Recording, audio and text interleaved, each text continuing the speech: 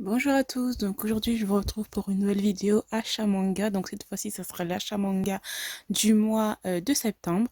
Donc je vais vous montrer mes achats manga, les réceptions que j'ai eues des éditions d'édition et quelques albums K-pop et quelques livres, donc c'est parti. Tout d'abord, j'ai acheté donc Gannibal de Masaki Ninomiya. Donc, c'est une nouvelle série que j'ai commencé. Cette série, franchement, elle me tentait vraiment beaucoup, beaucoup depuis l'annonce et la sortie. Donc, j'ai pris un peu de temps à me l'acheter. Donc, c'est chez Meian.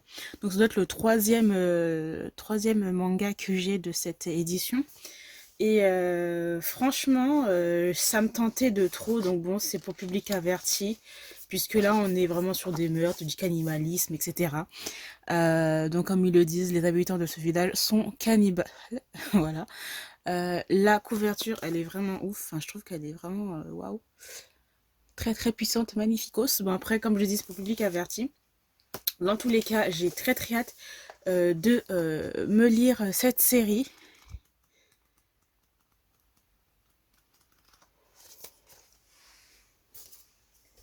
Ensuite, je me suis acheté une nouvelle série, encore une fois, donc le tome 1 de A Sign of Affection de Sue Marie Morishita, donc c'est chez Akata. Ce tome-ci aussi m'intéressait de par la couverture que je trouve hyper douce et qui attire tout de suite l'œil. Mais ensuite, j'ai vu plusieurs avis sur Instagram, comme quoi c'était très touchant, puisque les thèmes, comme il y a marqué, donc c'est la surdité, communication et romance. Donc voilà, c'est un thème qui m'intéresse beaucoup. J'aime beaucoup Akata, voilà, parce qu'ils font vraiment des mangas avec des thèmes super intéressants et diversifiés. Donc voilà, j'ai vraiment hâte de me lire ce premier tome-là. Ensuite, Kana m'a envoyé le tome 2 de Conlone, Generic Romance.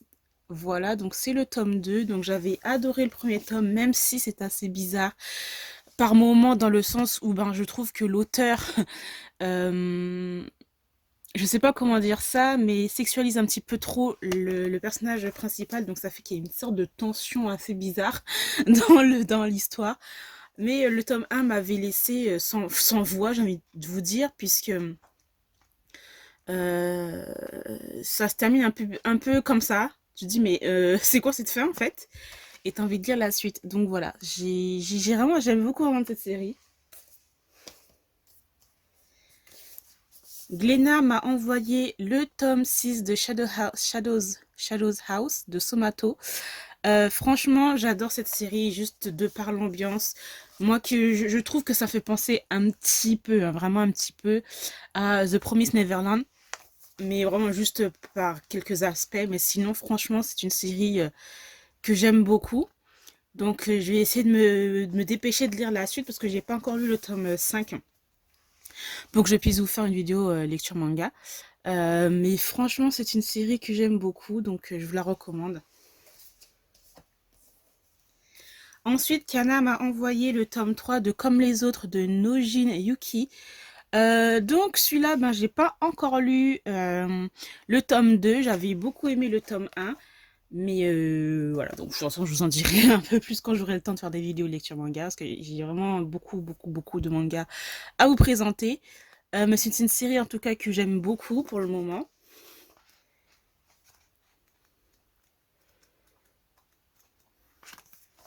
La couverture, elle est super jolie, je trouve. Toujours Kana qui m'envoie, et je les remercie encore beaucoup, donc le tome 2 d'Entre les lignes de Tomoko Yamashita. Donc c'est encore dans leur collection Life, collection un peu plus adulte, et ça aussi j'aime beaucoup. Franchement, le tome 1 était vraiment super intéressant. Après les dessins, j'avais un tout petit bof bof les dessins. Mais l'histoire est vraiment très intéressante à lire. Et j'ai très hâte de continuer cette série. Donc voilà. N'hésitez pas à me dire si vous avez lu cette série, est-ce que vous en avez pensé, dans tous les cas, les premiers et deuxième tomes. Ensuite, Kana m'a envoyé le tome 4 de End de Mari Okazaki. Mari Okazaki, c'est vraiment une mangaka que j'aime beaucoup. J'ai deux de ses one-shots et j'aime beaucoup. C'est toujours adulte et sur du sujet assez intéressant. Là, on est avec une jeune femme qui s'est reconvertie dans une entreprise pour aider les femmes qui n'ont pas le temps, en fait, actives, qui n'ont pas le temps de s'occuper de soi, etc. Et elle a ouvert une sorte de centre esthétique, tout dans le genre, mais malheureusement, malheureusement, heureusement, elle va rencontrer des hommes assez bizarres, bizarres ou pas bizarres, enfin, comme on veut, on perçoit comme on veut. Euh, voilà, on va suivre tout ça. Il y a des relations un petit peu toxiques et tout. Les dessins sont assez aussi... Moi, j'aime beaucoup ce genre de dessin. Ça me fait penser à Moyoko Hano un petit peu dans les yeux, un peu comme ça. Ça fait un peu dessin old school, je trouve. C'est mon avis, encore une fois. Donc voilà.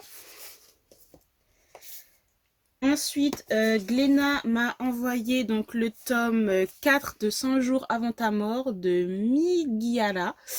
Donc voilà, voilà, ce petit tome-ci, je ne l'ai pas encore lu. J'ai lu les 3 premiers tomes. Franchement, le premier tome, ça l'a pas fait. Parce que bon, les histoires avec les histoires de mort, etc., etc., bon, bref. Hein. Mais bon, il y a le côté humoristique et le côté un peu science-fiction, puisqu'on essaie de retourner dans le temps et de changer les choses. Et le tome 3 avait été vraiment une très très bonne révélation, donc j'ai très hâte de lire ce tome 4 là. Ensuite, Kana m'a envoyé le tome 6 de Cigarette and Cherry de Daishiro Kawakami. Alors aussi c'est une série dans leur collection live, donc toujours un peu plus adulte, et j'aime vraiment beaucoup cette série. Franchement, je la trouve super drôle. Après, il y a des moments où les traits, genre un peu comme ça, c'est un peu grotesque, un peu... voilà, c'est exagéré, mais c'est fait exprès. Vraiment, c'est fait exprès. Donc, on peut ne pas aimer ce genre de dessin, mais c'est fait exprès pour accentuer, en fait, l'humour, j'ai envie de dire. Enfin, en tout cas, je pense, c'est mon avis. Et j'adore. Franchement, on est au tome 6 et j'aime toujours autant. Ensuite, Kaze m'a envoyé le tome 2 de Agent of My Heart de Maki and Joji, encore une série que j'aime beaucoup. Bon, après, c'est hyper classique, hein, les Maki and Joji, mais je sais pas pourquoi. Il y a un truc qui fait que j'aime beaucoup, parce que j'aime beaucoup ces histoires. Donc là, je l'ai pas encore lu, malheureusement. J'ai pas trop le temps, hein. Franchement, faut avoir le temps hein, de lire tous les trucs, mais bon. Mais j'avais adoré le premier tome, c'est assez classique, il n'y a rien d'extraordinaire, mais ça marche. Et puis on n'est pas dans un monde genre lycée, shoujo lycée, etc. On est plus dans un josei avec un univers cinéma. Et voilà, c'est pas mal. Donc j'ai très hâte quand même de me lire ce tome 2 là. Ensuite, j'ai acheté... alors là, c'est un manga en anglais. Donc, j'ai acheté My Androgynous, je sais pas comment ça se dit, Boyfriend, de Tameko. Voilà le premier tome. Je crois que c'est une série qui se termine en 2 tomes. Je suis pas trop sûre. Mais il me tentait à mort. J'adore la couverture. Vraiment très très jolie. Donc voilà, c'est un slice of life. Qui parle d'amour, de relations et de séparation avec tradition, bon, un truc dans le genre, bref. Et voilà les dessins. Donc, je vais essayer de les lire assez rapidement. Après, je vous dis sur Instagram bah, les avis des mangas que j'ai achetés ou que je reçois sont plus rapidement mis sur Instagram que sur YouTube en vidéo. Mais voilà, j'ai très très hâte de lire ce tome-ci. Si vous avez lu, n'hésitez pas à me le dire. Ensuite, j'ai acheté, of course, j'ai envie de vous dire, True Beauty de Youngi dans les éditions K-Book. Voilà, parce que tout simplement, moi, j'ai regardé le drama et j'ai adoré. Par contre, je sais que le drama a pris une direction totalement différente de l'histoire. Donc, c'est pour ça que je me suis acheté le webtoon. Et j'ai très très hâte de le lire. Ça a l'air... Enfin, en tout cas, dans le drama, c'était super drôle, mais dans le manga, je pense que ça va être encore plus drôle. Là, il y avait un petit marque-page. Voilà. Et j'ai déjà vu la couverture du tome 2 qui est bleu, je crois, avec qui encore avec l'un des personnages masculins principaux. Franchement, j'ai hâte de le lire, donc je vais essayer de le lire rapidement parce que franchement, moi, j'aime beaucoup maintenant le fait qu'on ait beaucoup de webtoons qui ont été adaptés en drama, que j'ai déjà vu, et maintenant ça sort en papier. J'ai trop hâte de les lire, franchement. Donc, encore un autre webtoon, donc c'est qu'est-ce qui cloche avec la secrétaire Kim, de Kim Young-mi et de Jung Jung-woon. Toujours chez l'édition Kabook. Voilà, ça aussi j'ai déjà vu le drama que j'ai adoré, je vous conseille de le regarder. Donc vous pouvez le regarder en plus sur Netflix si vous avez Netflix, ou dans tous les cas sur Viki, ou bien les sites streaming que vous pouvez le trouver partout, hein, bref. Et là j'ai pas encore lu le premier tome, encore une fois, mais j'aime trop les dessins déjà. Et j'ai hâte en fait de voir ce que ça donne en fait en comique en fait. Franchement, en webtoon. J'ai beaucoup trop hâte, donc n'hésitez pas à me dire si vous avez lu aussi cette série. Ensuite, en K-pop, donc j'ai acheté bien sûr le mini-album de Dio, de Jo Kyung-soo, des EXO. Donc là, nous avons en fait les versions Digipack, donc qui sont comme ça. Je trouve que l'album est hyper esthétique et l'album est juste excellent, donc je vous conseille de le regarder, de l'écouter plutôt. Donc voilà, c'est les versions Digipack comme ça, avec un mini photobook et lyrique, etc. Voilà.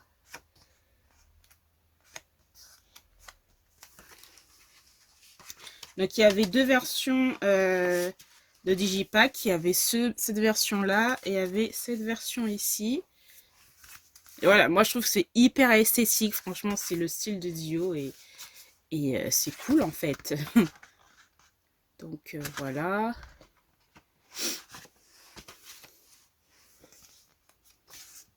Les Digipack coûtent moins cher que les albums, l'album normal en fait. Et voilà l'album normal de Mr. Dio. Donc en fait c'est comme ça, en fait vous enlevez. C'est hyper esthétique, j'aime trop ce genre de vibe en fait. Donc là il y a le CD qui est là-dedans. Et puis pour vous montrer quelques des images du photobook, voilà. Et l'image que j'aime trop, c'est celle-là où il rigole et tout, trop cute. Bref, voilà. Excellent, excellent, excellent. J'ai terminé pour la K-pop. Ensuite, j'ai acheté des livres. Donc, tout d'abord, je crois que c'est le tome 3 maintenant. Donc, c'est Hâte de Redmond de Lucy Maud Montgomery. Donc, les histoires d'Anne Shirley, là où elle est dans les... Là, où, dans ce tome-ci, elle est plus âgée et elle est en train de faire son certificat d'études. Bref. J'ai même pas encore enlevé le plastique, là, donc c'est un peu chiant, peut-être qu'il y avoir des reflets. Mais voilà, donc c'est Anne with a He, Anne de Green Gable. Voilà, j'aime trop cette série, j'aime trop cette histoire, j'aime trop le personnage de Anne Shirley. Donc voilà, puis la couverture est magnifique, franchement, c'est beau, c'est vraiment beau. Quand on parle encore de Anne, ben voilà, là c'est une autre version de l'histoire encore de Lucy Maud Montgomery. Donc là c'est en anglais. Il est tout petit. Alors je vous montre à côté de l'autre. Vraiment tout petit. Oh my god, j'ai fait tomber un truc. Bref, c'est pas grave. C'est Miku. Sorry Miku. Donc voilà, c'est super joli. J'aime trop. Là c'est vraiment un objet de collection. Hein, vraiment, voilà. Vraiment objet de collection. En fait, j'ai essayé de collectionner tout ce qui est en rapport avec Anne. Et ben voilà. J'ai les mangas aussi. Enfin, bref, j'aime trop. Et ensuite, pour terminer, donc j'ai craqué parce que j'aime beaucoup cet auteur et franchement, l'histoire me tentait de ouf. Donc c'est Crescent City de Sarah J. Maas chez les éditions des Saxus. Voilà, c'est vraiment un putain de grosse brique. Vraiment, le livre, il est énorme. Donc là, il y avait une petite carte. Voilà, donc c'est plus de l'urban fantasy. Et là, elle nous explique les 4 maisons, etc.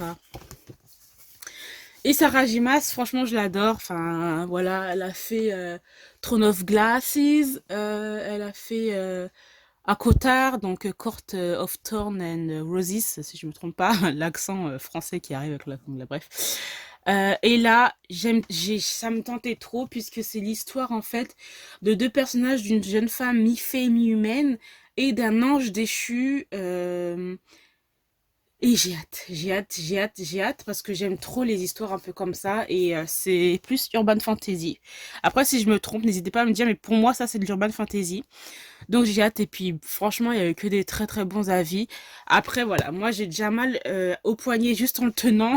Oh my fucking godness. Je tiens le truc, mais j'ai hyper mal au poignet, donc je sais pas comment je vais faire pour lire le livre sans le plier là aussi. C'est que ça va être ouf. Donc j'ai très hâte. Franchement, j'ai très hâte de lire. Mais après, quand est-ce que je vous ferai un avis? Je ne sais pas. Ça va arriver 10 000 ans après. Mais bon, voilà. Voilà, j'ai terminé pour cette vidéo achat. Donc voilà, c'était un achat manga, achat livre, achat K-pop, webtoon, webcomic, bref, comme vous voulez. J'espère quand même que cette vidéo vous aura plu. Je vous remercie de l'avoir regardée. Et puis moi, je vous retrouve très bientôt dans une nouvelle vidéo. Laquelle, je ne sais pas. Mais voilà. Bye!